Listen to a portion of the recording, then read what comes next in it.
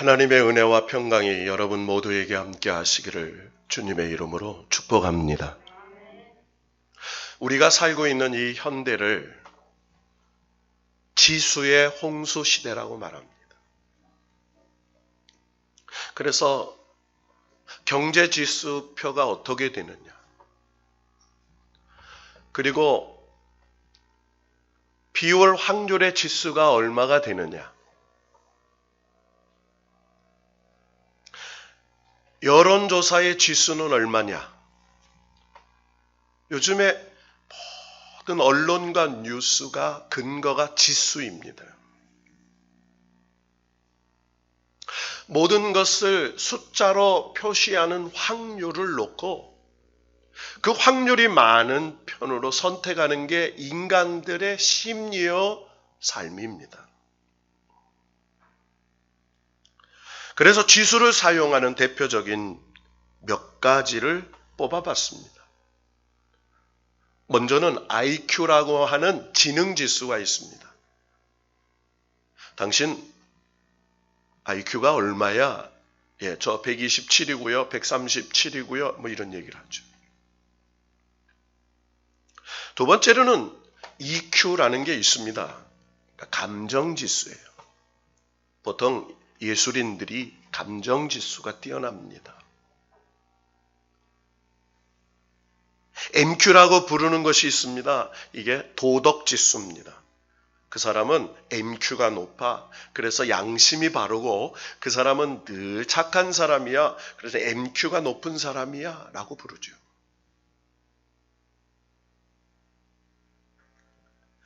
NQ라는 게 있습니다. 이 NQ는 인간관계 지수입니다. 그래서 사람들의 관계를 아주 잘해요. 그래서 그 사람 주변에는 많은 사람들이 모여요. 그래서 지도자가 되기도 하고 리더자가 되기도 하고 사람들한테 윤활유와 같은 역할을 해요. CQ라고 부르는 것이 있습니다. 이게 창의성 지수예요. 요즘에 이 CQ가 높아야 앞으로의 일들에 대해서 크게 쓰임만. 그래서 CEO들이 대부분 이 CQ가 높습니다. 창의성이 높아요. 그런데 이 창의성은요, 가둬두면 안 돼요. 그가 잘 할 수 있도록 자기다움을 개발할 수 있도록 해줘야 돼요. 자, 그런데 여러분, 우리가 살고 있는 이 시대가 참 시련도 많고 환난도 많고 내일 일을 모르는 불확실성 시대잖아요. 그래서 AQ가 높은 사람들이 잘 된대요. 이게 역경지수라고 말합니다. 고생 끝에 낙이 있고 고생해 본 사람들이 성공할 수 있는 가능성이 많아요. 그래서 6.25를 경험했던 우리의 부모 세대들이 이 나라 산업을 일으킨 거예요. 역경을 견디고 이긴 사람들이죠. 그런데 오늘 말씀의 제목이 목사님 JQ와 SQ의 전쟁이라고 하셨는데 이게 뭡니까? 좀 알아보게 한글로 써주시면 좋지 않아요? 근데 이 JQ라는 게요, 우리나라로 직역하니까 잔머리 지수예요. 무슨 지수요? 잔머리 대 이렇게 하기가 좀 그렇잖아요. 그래서 영어에 JQ 이렇게 썼어요. 이건 뭐냐면 꾀, 인간이 내는 꾀. 그래서 어떤 상황을 모면하려고 하는 잔꾀 이렇게 얘기할 수 있죠. 이 꾀가 높아요. 그런데 요즘에요, 많은 사람들이 그 사람 처신을 잘해 이 말은요, 힘 있는 사람에게 붙고 힘 있는 권력에 붙고 사람들이 많이 가는 쪽에 붙는 그런 것들을 JQ가 있는 사람이라고 말해요. 그런데요, 이 JQ가 그 사람의 인생을 가능하지 않아요. 근데 SQ는 뭘까요? 여러분, SQ는요, 영성지수라고 말합니다. 무슨 지수요? 영성지수. 꽤. 여러분, 사람에게는 감정이 있죠. 그래서 혈기, 분노, 미움, 욕심, 아집 이런 게 있어요. 그래서 내 마음속에는요, 나도 모르는 표출되는 환경에 따라서 나타나는 것들이 있어요. 내 의도하고 다른 내 모습이 있어요. 어떤 때는 자기를 통제하지 못해서 혈기를 일으키죠. 욕심이 나요. 상처 때문에 미워합니다. 그리고 어떤 때는 분노해요. 과거의 내 아픔을 이해하지 않아요. 여러분요, 다 나를 몰라요. 부모도 자식도 또 형제간에도 또 부부간에도요, 다 알 수가 없어요. 그 사람의 상황을 처한 사람만 알아요. 그러다 보니까 나도 모르게 표출되는 내 자아가 있어요.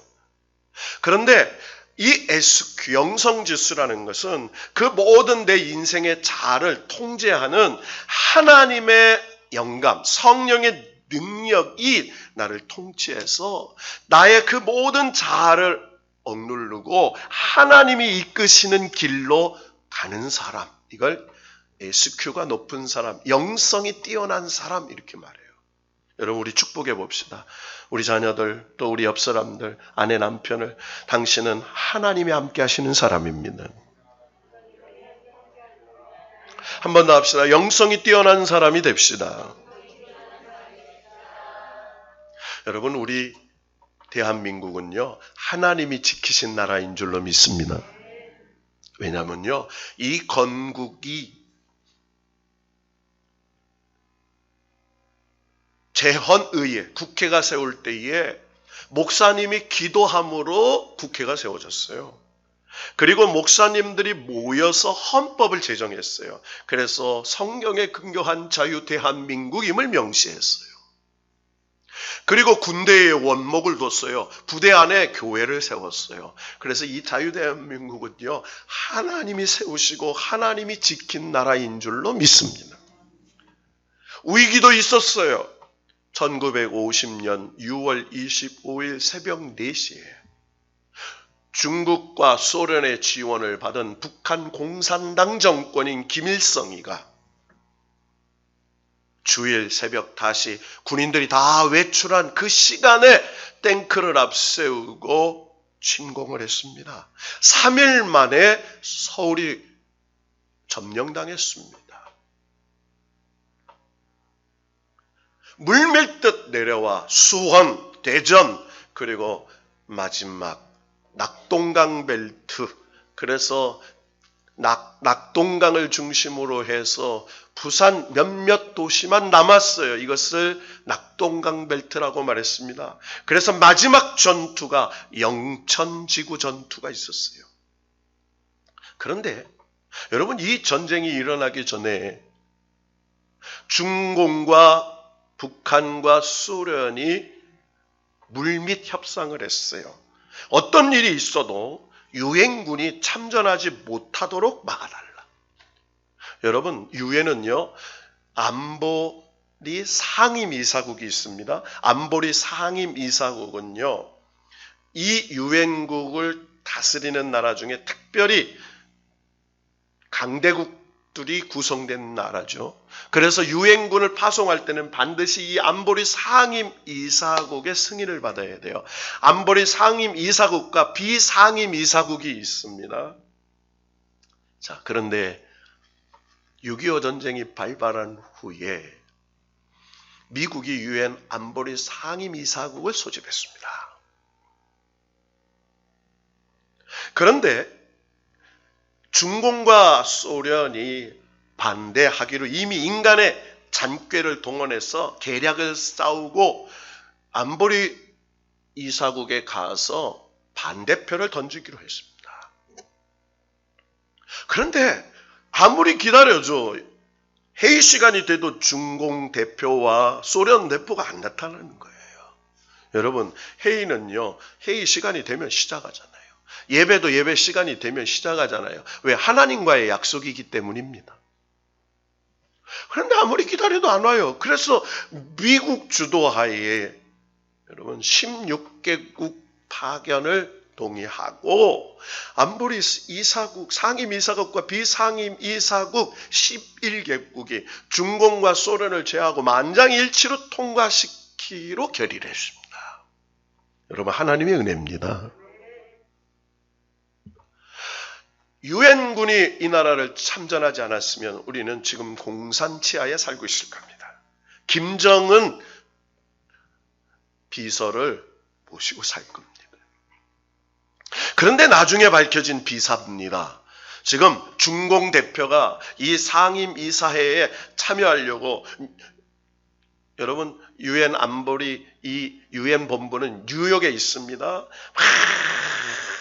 중공 대사관을 출발해서 가는데 갑자기 펑 하더니, 여러분 펑 소리가 뭘까요?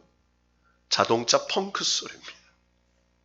아니 멀쩡한 자동차가 갑자기 펑크가 난 거예요. 여러분 펑크도요, 못에 찔린 펑크가 있는데 보니까 못에 찔린 펑크가 아니에요. 이유도 없는 새 타이어에 펑크가 난 거예요. 그 시간에 맞출 수가 없었습니다. 그래서 중공 대표는요 참석하지 못했어요. 여러분 소련 대표가 참석해서 반대표를 던지면 돼요. 그런데 보세요. 그 전날 이 소련 대표가 자기 자택에서 아주 과음을 했어요. 과음하고 잠을 자서 일어나면 되죠. 그런데 배탈이 났습니다. 배탈이 보통 난 게 아니에요. 얼마나 크게 배탈이 났는데 병원에 실려갔어요. 여러분 반대하기로 짰는데 한 사람은 펑크가 나고 한 사람은 배탈이 나서 안보리 상임이사국회의에 참석하지 못했어요. 여러분 이게 우연히 생긴 일일까요? 1950년 9월 5일부터 영천지구 전투가 시작됐습니다. 이 전투에서 지면 우리 자유대한민국은 지구 땅에서 없어지는 겁니다. 그때 부산의 임시정부를 이전한 대통령 이승만 대통령이 부산 초량교회에 피난 온 기독교인들을 찾아와 이렇게 부탁합니다. 목사님들, 제발 나라를 위해서 기도해 주십시오.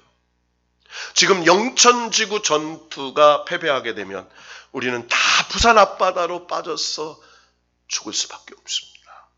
나라와 민족을 위해서 기도해 주십시오. 이야기를 듣고 개신교 목사님들과 성도들이 부산 초량교회에 모였어. 수천 명이 모였어요. 그리고 기도하기 시작하는 거예요.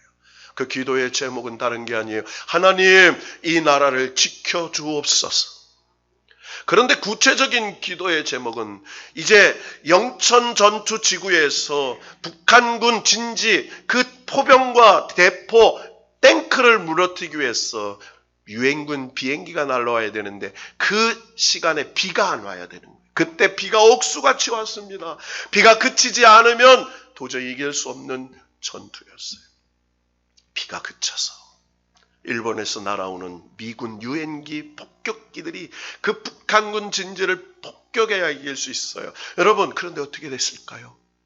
일본에서 출격한 폭격기가 영천지구 북한군 진지를 폭격하려고 하는 그 시간에 하늘에 비가 멈췄어요. 여러분 우연히 생긴 일일까요? 그 전투에서 첫 번째 승리를 거둬서 전세가 뒤집힙니다. 그로 말미암아 메가더 장군을 위시해서 인천 상륙 작전을 감행합니다. 그때 메가더가 이승만 대통령에게 이렇게 요청했습니다. 우리의 하나님에게 기도를 요청해 주십시오. 인천은 조수의 간만이 커서 때를 놓치면 군함들이 움직일 수 없으니 하나님이 도와주셔야 합니다. 그 기도의 제목을 받고 부산 초량교에서 다시 인천 상륙작전을 위해 기도했습니다. 어떻게 됐습니까? 아무도 성공하지 못한다고 하는 그 상륙작전을 하나님의 도움으로 이기게 된 줄로 믿습니다. 여러분, 이 자유대한민국은 사람의 꾀를 하나님의 지혜와 능력으로 지켜주신 거지요. 여러분 오늘 우리가 읽은 성경 봉독 열왕기상 22장 29절에서 36절까지의 말씀을 이해하기 위해서는 열왕기상 20장으로 돌아가야 돼요. 여러분 열왕기상 20장에는요. 아람이라는 나라가 여러분 20장 한 번 돌아가 봅시다. 20장 1절을 한번 읽어보자고요. 20장 1절 다 같이 한번 읽어보시자고요. 시작. 아람의 베나닷 왕이 그의 군대를 다 모으니 왕 32명이 그와 함께 있고 또 말과 병거들이 있더라. 이에 올라가서 사마리아를 에워싸고 그곳을 치며. 자, 무슨 얘기냐면 여러분 아람이라는 나라 왕이 벤하닷이라는 왕이에요. 그 왕이 32개 나라 왕, 그러니까 왕이 32명, 32개국 연합군이 모여서 누구를 쳐들어오냐면 북이스라엘이라는 아합왕이 통치하는 나라를 쳐들어와요. 여러분 생각해 보십시오. 32개국 연합군입니다. 이길 수 없는 전쟁이에요. 이 베나단이 음도 내 것, 금도 내 것, 너희들의 아내와 너희들의 딸들도 다 내 것, 너희들의 토지와 성읍도 다 내 것이다. 큰 소리죠. 여러분요, 물밀듯이 북한군이 이 나라를 쳐들어오듯이요. 3일 만에 서울, 일주일 만에 대전 이렇게 무너졌던 것처럼 이 이스라엘 땅이 점령당하는 거예요. 그때 한 선지자가 아합왕을 찾아옵니다. 아합왕이여, 나아가서 여호와의 말씀이 이렇게 선포됩니다. 큰 무리가 쳐들어왔어도 두려워하지 마십시오. 내가 여호와 하나님이 그들을 당신의 손에 넘긴다고 하십니다. 그리고 그 무리가 다 전쟁에서 패하게 하고 하나님이 이 나라의 주인공인 줄을 알게 하리라 말씀하셨습니다. 여러분, 누가 주인이라고요? 하나님이. 여러분, 아합이 누구예요? 여러분, 아합은 악한 왕이에요. 열왕기상 18장에 엘리야 선지자와 바알과 아세라 선지자 850명이 갈멜산에서 전투하잖아요. 바알과 아세라를 섬기던 악한 왕이에요. 이세벨 왕비와 함께. 그래서 엘리야 선지자가 그 850명을 기손 시냇가에 끌고 가 다 죽이고 하늘에 불이 내려오는 놀라운 역사가 일어나요. 그러니까 하나님의 기적을 목도한 사람입니다. 그럼에도 여전히 하나님을 잘 안 믿었어요. 자, 그런데요, 왕이 대답합니다. 여러분, 하나님의 선지자가 이기게 하신다고 하면 할렐루야, 하나님 감사합니다. 내가 믿음으로 나아가 싸우겠습니다 해야 되잖아요.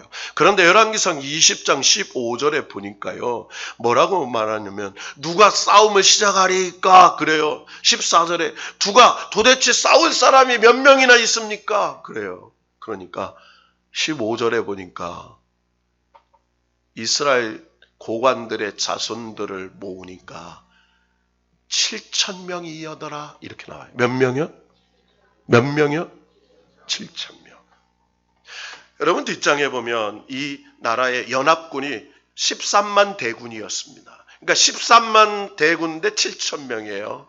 여러분, 이 7,000명은 엘리야 선지자가 나 혼자 남았습니다 했을 때 내가 숨겨놓은 7,000명이 있다. 하나님을 신뢰하는 7,000명이 있다. 이 하나님의 사람을 상징하는 거예요. 일반 숫자를 생각하는 게 아니에요. 하나님을 신뢰하는 숨겨놓은 7,000명이에요. 이 7,000명을 이끌고 아합왕이요, 하나님께서 대승을 거두게 해주세요. 그래서 하루에 10만 명을 죽입니다. 그리고 그게 20장 29절이에요. 30절에 보면 아벡으로 도마가 남아있는 2만 7천 명이 성이 무너지면서 죽어요. 그러니까 도합 12만 7천 명을 전사시키는 대승을 거둡니다. 그리고 선지자가 예언을 하죠. 왕이시여, 반드시 그 이방의 군대들을 맡기니까 하나님이 그들을 처분하라고 했습니다. 그런데 이 교만한 아합왕이 하나님이 승리를 보장해 줬는데 뭐라고 얘기해요? 이 베나닷 아람 왕이 엎드려서 살려주시면 당신의 조상들이 우리 조상에게 빼앗겼던 성 길르앗 라몬, 무슨 성이에요? 여러분, 이 길르앗 라몬이라는 건 요단강 동편 므낫세 반지파. 그러니까 이 길앗 라몬은 어떤 도성이냐면 도피성이에요. 동편의 세계, 서편의 세계, 부지 중에 살인한 자, 잘못한 자가 그리 가면 살려주시는 하나님의 도피성이에요. 이 하나님의 도피성을 빼앗긴 거예요. 그 성을 돌려드리겠습니다 라고 아람 왕 베나단이 약속하는 거예요. 그런데 그 약속을 믿고 그를요 놓아줍니다. 그런데 세월이 지나니까 땅을 안 돌려줘요. 여러분 화장실 갈 때하고 갔다 올 때하고 사람 마음이 달라지는 거예요. 여러분 사람은 믿는 게 아닙니다. 사람은 사랑하는 거예요. 믿을 수 있는 분은 하나님밖에 없습니다. 따라합시다. 믿음은 하나님을 향합니다. 여러분 사람을 믿는 게 아니고 하나님을 믿는 거죠. 저도 참 실수를 많이 해요. 정말 될 것 같은데 안 될 때가 많아요. 그게 내가 약속했는데도 안 될 때가 있어요. 그러니까 하나님이 허락하셔야 되는 거죠. 자, 어쨌든 베나단 왕을 놓아줍니다. 세월이 흘렀어요. 근데 땅을 안 돌려줍니다. 여러분 아합 왕이 화가 나잖아요. 그렇죠? 돌려주겠다고 평화 조약을 맺었으면 돌려줘야 돼요. 그런데 돌려주지 않는 거예요. 전쟁을 통해서 저 베나단 아람 왕을 죽여서 땅을 빼앗으려고 마음을 먹고 있어요. 그런데 마침 누가 아합 왕을 찾아오냐면 남유다 여호사밧 왕이 찾아옵니다. 여러분 이 여호사밧 왕은요 믿음이 아주 좋은 왕이에요.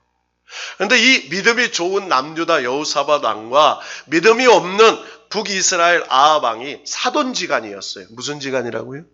사돈. 그래서 왕자와 공주가 결혼을 해가지고 사돈이 된 거예요. 우리가 나라는 나누어져 있지만 한 고륙, 한 형제 아닙니까? 그래서 사돈지간이 돼서 여호사밧 왕이 북이스라엘 도성인 사마리아를 찾아옵니다. 그때 아합 왕이 꾀를 내는 거예요. 아하, 나 혼자 하면 전쟁에 이길 수 없겠다.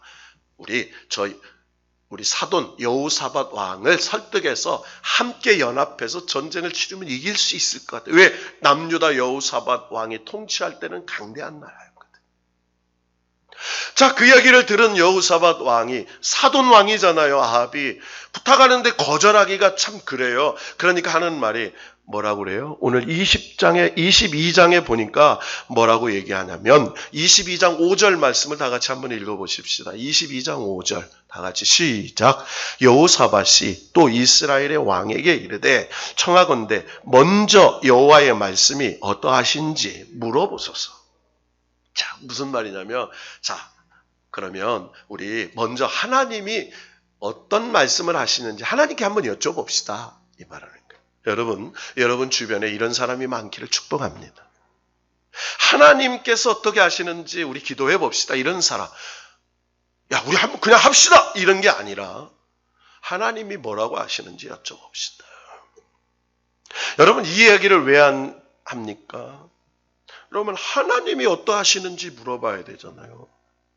근데 이 말씀 이전에 21장에 보니까 22장에 보니까 계속해서 여러분 아합 왕이 세운 선지자 400명. 몇 명?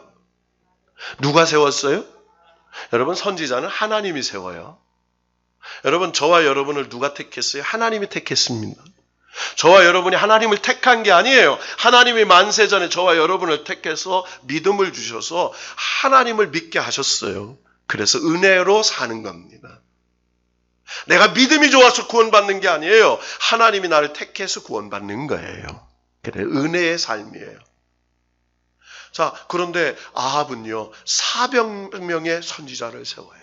그리고 400명에게 녹봉을 줍니다. 그러니까 이 400명의 선지자는 무슨 선지자냐면 오늘 22장에 보니까 뭐라고 얘기했어요? 22장 23절에 여호와께서 거짓말하는 영을 왕의 모든 선지자의 입에 넣으셨고 이렇게 말해요. 그러니까 그 선지자들은 거짓말하는 선지자예요. 한마디로 거짓 선지자예요. 하나님이 인정하지 않는 선지자예요. 이 400명의 선지자가 뭐라고 얘기하냐면 왕이시여 올라가세요. 올라가면 하나님이 승리하게 하십니다.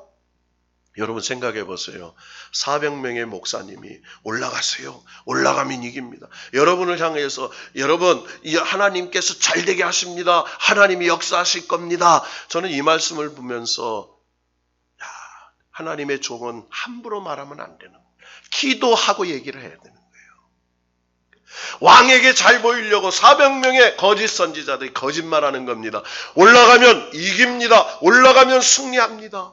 이거에 취한 아합 왕이 여호사밧에게 보소서 400명의 선지자가 얘기를 합니다. 그런데 여호사밧 왕이 보기에는 그 사람들이 거짓말하는 것 같거든. 참 선지자 같지 않아요. 그러면서 여호와의 말씀을 들어봅시다. 그러면서 7절에 뭐라고 얘기해요? 22장 7절에 여호사밧이 이르되 이외에 우리가 물을 만한 여호와의 선지자가 여기 있지 아니하나이까? 이렇게 얘기해요. 그러니까 그 400명 말고 정말 하나님이 세운 선지자 없습니까? 어디? 이렇게 묻는 거예요. 그러니까 여호사밧은 SQ가 뛰어난 사람이에요. 영성이 뛰어난, 이거 거짓말하는 자들이구나. 하나님의 선지자가 어디 있습니까? 그러니까 8절에 이스라엘 왕 아합이 이렇게 말하죠. 아물라의 아들 미가의 한 사람이 있습니다. 있긴 있습니다 이 말이에요. 몇 사람이 있어요? 한 사람. 그런데 그는 여호와께 물을 수 있으나 그는 내게 대하여 길한 일을 예언하지 않습니다. 여러분 이 말은 뭐냐면 이 미가야라는 선지자는 아합 왕에게 늘 좋은 얘기를 안 해요. 당신 참 나쁜 사람입니다. 그대로 살면 안 됩니다. 당신 하는 일이 안 됩니다. 늘 흉한 예언을 하는 거예요. 그러니까 이 말씀 8절에 보니까 왕이 그를 미워해요. 왜? 나한테 좋은 얘기는 안 하고 늘 흉한 얘기를 하니까 미워하는 겁니다. 그러니까 이 미가야 선지자를 멀리하고 자기에게 좋은 말하는 400명의 선지자를 세워놓고 있는 거예요. 여호사밧 왕 때문에 어쩔 수 없이 미가야 선지자를 부릅니다. 미가야 선지자가 와서 하나님께 기도하고 말합니다. 이 전쟁에 올라가면 왕은 돌아올 수 없습니다. 뭐 할 수 없어요? 여러분 돌아올 수 없다는 건 전쟁터에 나가서 죽어서 다시 왕궁으로 못 온다는 얘기예요. 전쟁에 진다는 얘기입니다. 당신의 백성들이 뿔뿔이 흩어진 거라고 얘기합니다. 여러분 오늘 16절에 보니까 목자 없는 양같이 흩어져서 주인이 없는, 그래서 자기 집으로 돌아가는 백성들이 될 거라고 예언을 해요. 그러니까 뭐라고 얘기해요? 아합 왕이 여호사밧 왕에게 보소서 길한 것을 예언하지 않고 흉한 것만 예언합니다. 여러분 하나님의 선지자가 하나님 말씀대로 예언해야지 사람 듣기 좋은 대로 얘기하면 되겠습니까? 그러니까 그 400명 거짓 선지자의 대표 중에 하나가 시드기야가 미가의 뺨을 때립니다. 그러니까 하나님의 선지자, 거짓 선지자가 뺨을 때려서 그러자 아합 왕이 그를 옥에 가두고 400명의 선지자, 거짓 선지자의 얘기를 듣고 바로 오늘 29절 길르앗 라몬, 빼앗겼던 길르앗 요단 동편으로 전쟁터로 나아가는 거예요. 자, 그런데 전쟁터에 나가는데요. 아무래도 사람은요, 나쁜 얘기는요, 뭐예요? 찝찝해요. 가슴에 뭐가 남아. 그런 내가 돌아오지 않는다고 그러면서 꾀를 내죠. 그러니까 다시 아합 왕의 잔꾀가 나는 거예요. 여러분 이 말씀이 이겁니다. 여호사밧 왕 남유다 자기 사돈이죠. 왕이시여 사돈이시여 우리가 연합군인데 누군가를 통솔해야 되는데 왕이 2명이면 안 되잖아요. 내 지휘권을 당신에게 넘기겠습니다. 당신이 연합군의 왕이 되세요. 그리고 왕복을 입으세요. 나는요 당신의 명령을 따르는 병사가 되겠습니다. 그리고 왕복을 벗고 병사 갑옷을 입는 거예요. 여러분 겸손한 것 같죠? 정말 그가 여호사밧을 높여주는 것 같죠? 왜요? 전쟁터에 나가면 표적이 누구예요? 왕이에요. 성경에 보니까 아람 왕이 병거, 탱크 부대, 그리고 이 장갑차 부대, 지휘관, 특공대, 공수부대, 지금으로 말하면 그래요. 32명의 지휘관을 불러서 이스라엘의 왕 아합을 죽여라. 특명을 내려요. 여러분 이 이야기를 아합이 모르겠습니까? 알고 장꾀를 부려서 자기 대신에 여호사밧 왕이 자기 대신 허수아비 역할을 세우고 자기는 병사복장을 하고 전쟁터를 나가요. 32명의 적군의 적장들이요 여호사밧을 보고 야 이스라엘 왕이구나, 아니 유다 왕이잖아요. 이스라엘 왕이 저기 있다라고 쳐들어오는데 여호사밧이 소리를 질러요.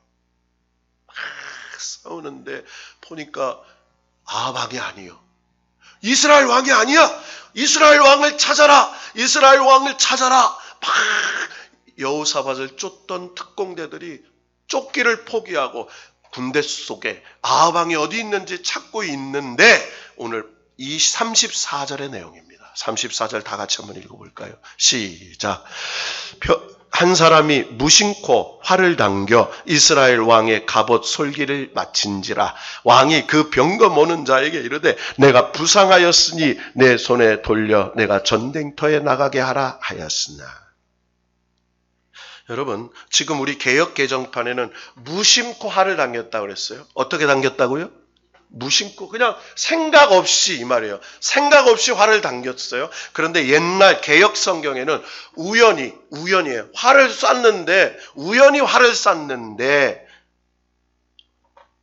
이 병사의 갑옷을 입고 있던 이스라엘 왕 아합 왕의 갑옷 솔기에 맞춰서, 여러분 갑옷 솔기라는 건 이 갑옷과 갑옷을 연결시켜주는 이 실이 연결시켜준 이 끈이 있는 그 틈사기, 요만한 틈사기가 있어요.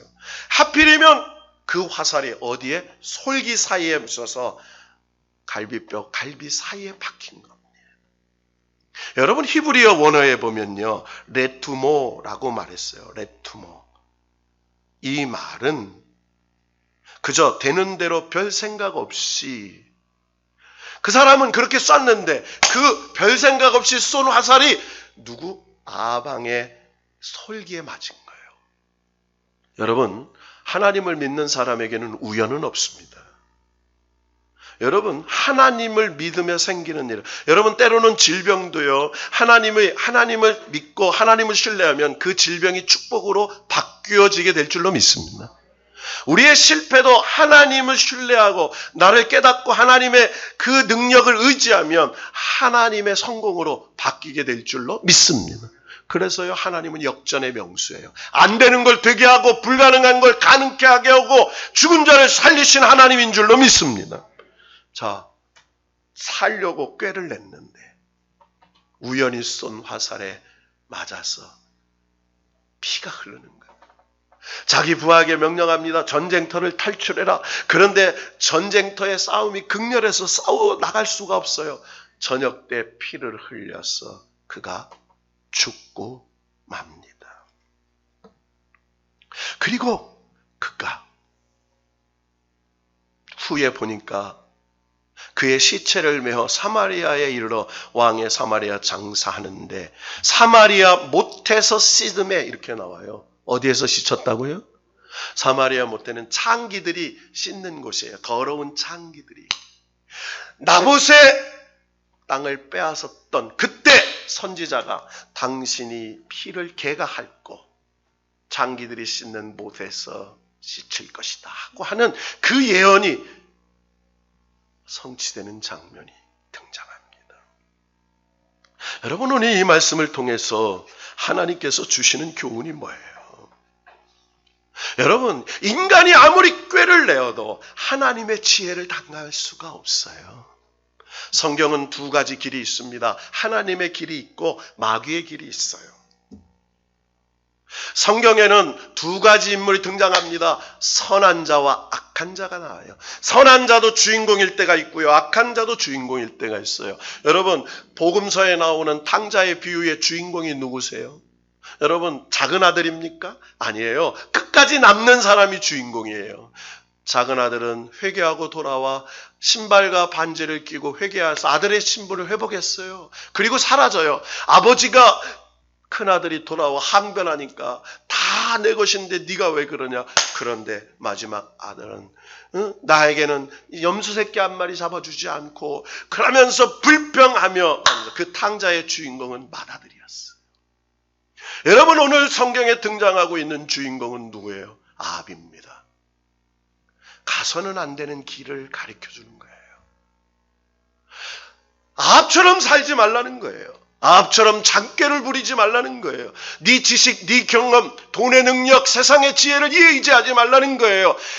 하나님의 말씀, 하나님의 지혜를 의지하라는 거예요. 우리가 인생을 살면서 얼마나 많은 소리를 듣습니까?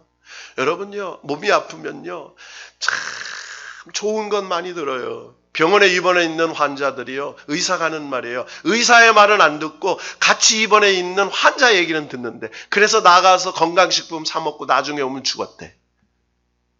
여러분요, 사람이요, 세상의 사람들, 지식, 경험, 어떤 이야기들의 잔꾀에 넘어가요. 우리도 이렇게 하면 될 것 같아요. 그런데 아니에요. 여호사밧이 뭐라고 말해요? 하나님께 기도해봤냐 이 말이에요. 하나님께 여쭈어봤냐는 말이에요. 여러분, 오늘 이 말씀을 통해서 아합은 끝까지 깨닫지 못했어요. 열왕기상 18장에 갈멜산에서 엘리야 한 명과 바알과 아세라 850대 1의 싸움에서 하나님께서 살아계셔서 850명의 바알과 아세라 선지자를 죽이는 기손 시냇가에서 엘리야가 이기는 걸 보았어요. 아, 하나님이 살아계신 하나님이구나 봤어요. 그리고 400명의 거짓 선지자와 한 미가야 선지자를 통해서 아, 하나님의 예언이 진짜 미가야 한 사람에게 임했구나. 그러면 미가야 선지자의 얘기를 듣고 전쟁을 하지 말아야 했어야죠. 그러나 400명 사람의 이야기를 듣고 그리고 창꾀를 내어 여호사밧을 가짜로 세워놓고 자기가 살 줄 알고 꾀를 부리다가 우연히 쏜 화살이 아니에요. 하나님께서 섭리하신 역사예요. 아무리 너희가 꾀를 내도 하나님의 섭리를 피해갈 수 없는 게 인생이에요. 결국은 아합이 죽고 백성은 뿔뿔이 흩어집니다. 여러분, 오늘 이 말씀을 통해서 우리에게 교훈하는 게 뭐예요? 아합의 길로 가지 말라는 거예요. 너희 잔꾀로 살지 말라는 거예요. 세상의 방식으로 살지 말라는 거예요. 이 나라 이 민족도요, 하나님이 지키시니까 지켜지는 거예요. 우리 교회와 여러분의 가정과 생업도도 하나님이 지키시면 지켜질 줄로 믿습니다. 여러분의 자녀들도 하나님이 지켜주시면 지켜지는 거예요. 그래서 우리는 하나님의 말씀, 여호와를 경외함이 지혜의 근본이거늘 하나님께서 통치하시고 하나님께서 역사하시는 줄로 믿으면 살게 될 것이다 얘기하는 거예요.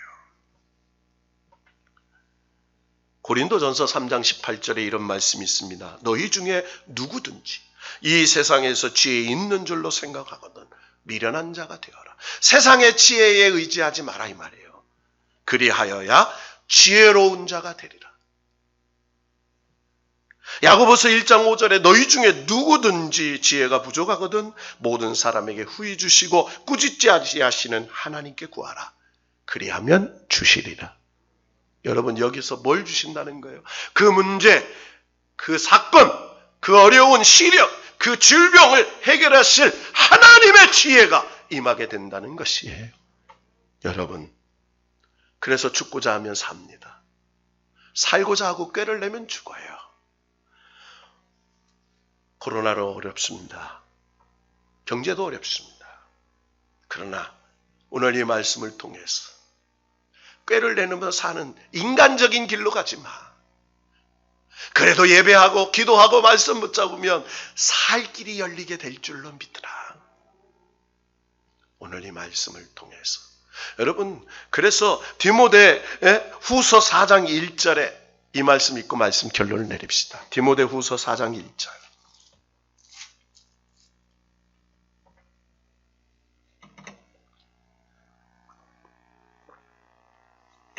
다 같이 한 목소리로 봉독합니다. 시작. 하나님 앞과 살아있는 자와 죽은 자를 심판하실 그리스도 예수 앞에서 그가 나타나실 것과 그의 나라를 두고 엄히 명하노니.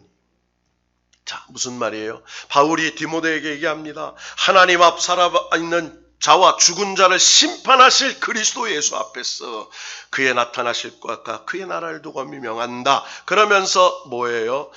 3절에 보면 때가 이르르니 사람이 바른 교훈을 받지 아니하고 기가 가리워서 자기의 사욕을 따를 스승을 많이 두고, 그러니까 뭐예요?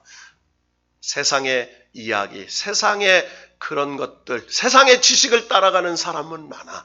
그러나 진리편에 서 있는 사람은 없다. 너희들이 사는 길이 어디냐? 진리편에 있는 하나님 말씀을 붙잡으면 살게 될 줄로 믿으라, 이 말이에요. 여러분, 돈이 없습니까? 여러분, 건강이 없습니까? 힘이 없습니까? 다 없어도 하나님 한 분만이 여러분과 함께 하신 줄로 믿으면 살게 될 줄로 믿습니다.